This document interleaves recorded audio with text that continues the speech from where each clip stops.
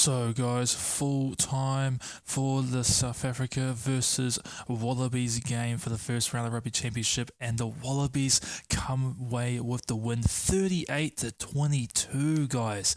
Honestly, who would expected that? I don't think anyone was predicting the Wallabies to win, let alone win by that much. But you guys, man, today in this video, we're gonna go through the game. We're gonna go through, the match summary, the tries, the people who scored. Then we're gonna go have a look at some stats as well, guys, from this game, and I'll give you my thoughts about the game as well. And you can guys let me know your thoughts in the comments below, you guys. So without further ado, let's get into it.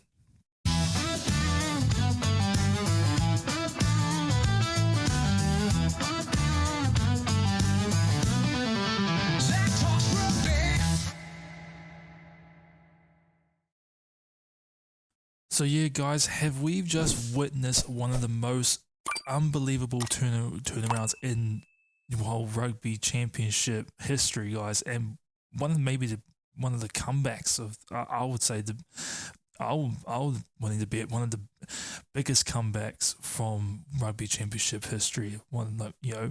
One that deserved as well. I mean, guys, this was an crazy game from a bias standpoint. I'm an All Blacks fan. I'm an All Blacks supporter from birth. I love All Blacks with all my heart. So from a bias standpoint, guys, this was an amazing game to watch. Oh my gosh, I'm still buzzing over, and the time of this recording, it's Tuesday, 2 days after the game happened. But you guys, let's get into it. Guys, let's be real. This game looked like it was over before it even started, guys. Like inside the 2 minutes, Curtly Anderson slicing through dots down the Springboks' first try, and the Bok as the extra conversion and making it 7-0 before Australia had even blinked, guys, right in the first couple minutes. And a few minutes later, Australia get pinged for not rolling away, and Emmanuel Bok says thank you very much, and now is a penalty, and suddenly it's already 10-0 in just 9 minutes, guys. Then comes the slick hands from Andre Estenhuizer, crashes over after some amazing interplay, and the conversion is missed, but it's 15-0 at the 13-minute mark in the game, guys. And just when you thought the bleeding had stopped, Siya Kolisi, the captain himself, storms through the try for try number 3.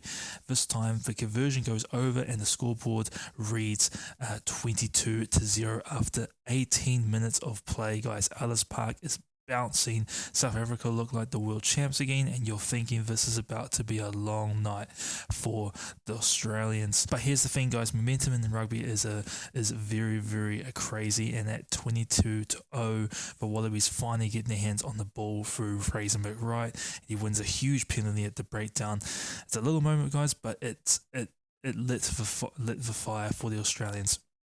From there, Australia built some phases, and it's Dylan Peach who finally gets them on the board in the 28th minute mark for Australia.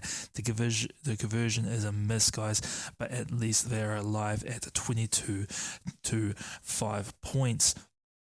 You can sense the shift though. Tackles were sharper, carries were even harder, and even Andrew Callaway broke the line around the 32-minute mark, and you thought, hang on, the Aussies aren't going down without a fight.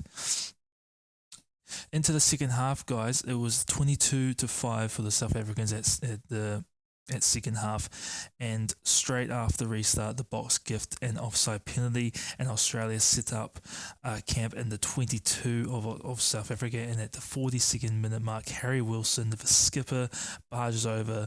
James O'Connor slots the conversion as well, and suddenly it's a 22-12, a 10-point difference game.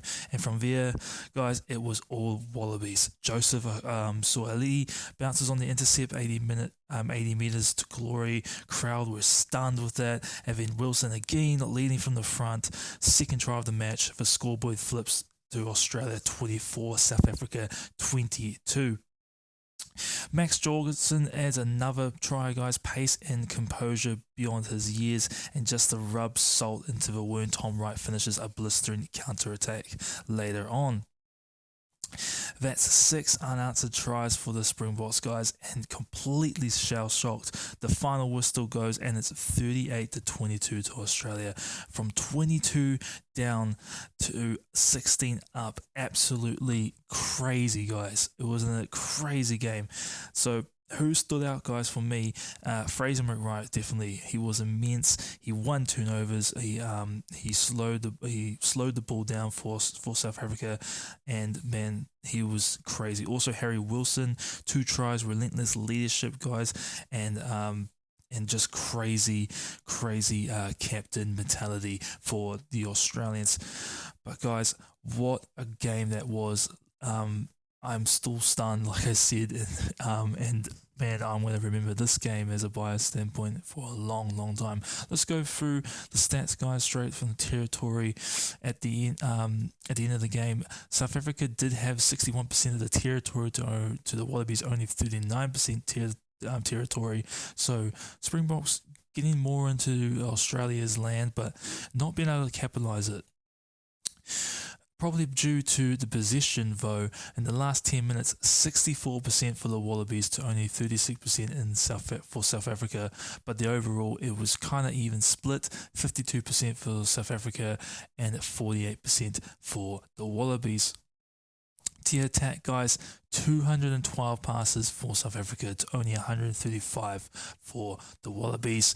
Ball carries 139 for South Africa and only 97 for the Wallabies. But guys, look at this. Line breaks 14-10. Look at this attack stats, guys. Springboks on paper looked like they should have won this game.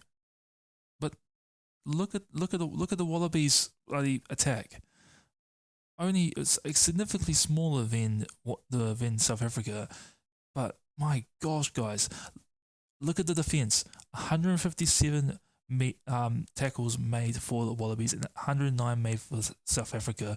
Tackles missed, though, 26 for South Africa, 22 for the Wallabies. Tackle completion at 88% for Wallabies and only 81% for South Africa. So guys, that is the turning point. It was defense, guys. For me personally, I feel like South Africa just lacked in defense in that second half. They just let silly penalties go, and they just welcomed the Wallabies in.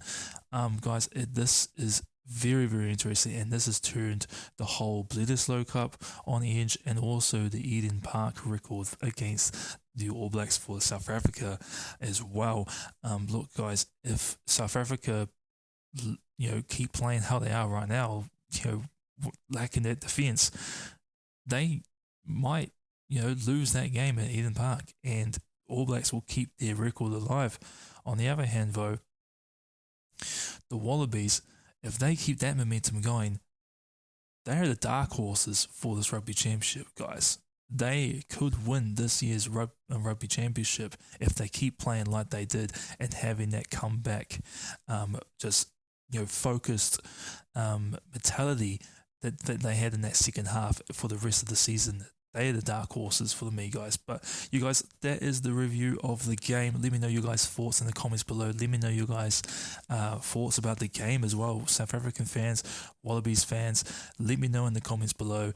Let me know what you guys thought about each other's team, or what you thought about your own team. What you guys see that I missed. Let me know in the comments below, guys. I love reading your guys' comments. But you guys, that is all for me, guys. Like and subscribe if you like the video and you want to see more from me. But that's all for me, guys. Have a good one.